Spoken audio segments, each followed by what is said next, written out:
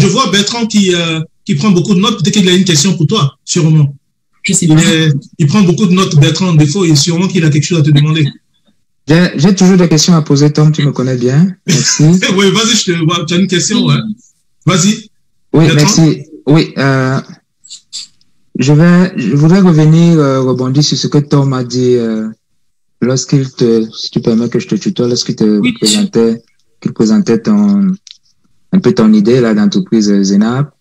Il a dit chose incroyable. Tu te lances une entreprise qui s'est créée là en pleine pandémie. Oui, précisément en mai 2020. Voilà. On sait que la plupart des entrepreneurs ou des personnes qui pensent à entreprendre ont le réflexe contraire. Lorsqu'on vit une crise aussi aiguë que celle que nous traversons là maintenant, le réflexe n'est pas de s'engager, c'est plutôt d'attendre, de jouer à la défensive, j'ai envie de dire. Alors, comment expliques-tu pour que toutes les personnes ici comprennent un peu la logique là? J'ai une idée de la réponse, voilà, mais je voudrais que tu expliques cela, parce que c'est vraiment très très très intéressant. Je pense que sans défi, il n'y a pas d'entrepreneuriat. Ça, c'est ce que je pense. S'il n'y avait pas la crise, peut-être que je ne me serais jamais lancée.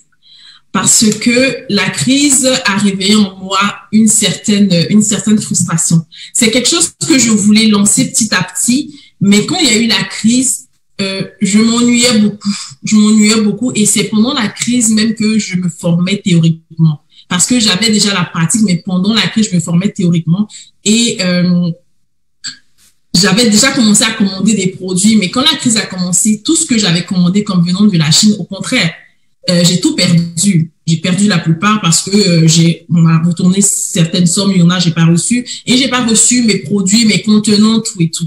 Et là, j'ai dit, OK, j'y vais. Je vais pas prendre trop de temps, mais brièvement, comment j'ai commencé en 1 minute là.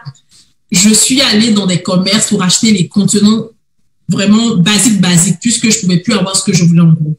Et le basique, je disais aux gens, bon voilà, moi je fais des produits cosmétiques. Si tu en veux, j'étudie ta peau, je fais ta gamme de produits et je vendais en gamme. Donc, je faisais les gammes, je vais chez la personne, je fais sa livraison et je dis que moi je fais dans sur mesure et donc je vais me spécialiser dans le luxe. Parce que je vais pas prendre ma voiture, aller chez toi pour te vendre un seul produit à je sais pas combien. Donc, je regarde la personne, je conçois sa gamme de produits chez moi. 2 semaines après, je fais la livraison à domicile. Et c'est comme ça, et c'est cet argent qui roulait et que j'ai pris pour m'agrandir. Vraiment. Et la crise, honnêtement, ça ne m'a pas touchée au final. Parce que j'ai commencé avec, et puis s'il n'y a pas de crise, ben, ça va être tant mieux, sinon ça m'a vraiment pas dérangé. D'accord, merci, très belle question Bertrand, merci pour ton intervention.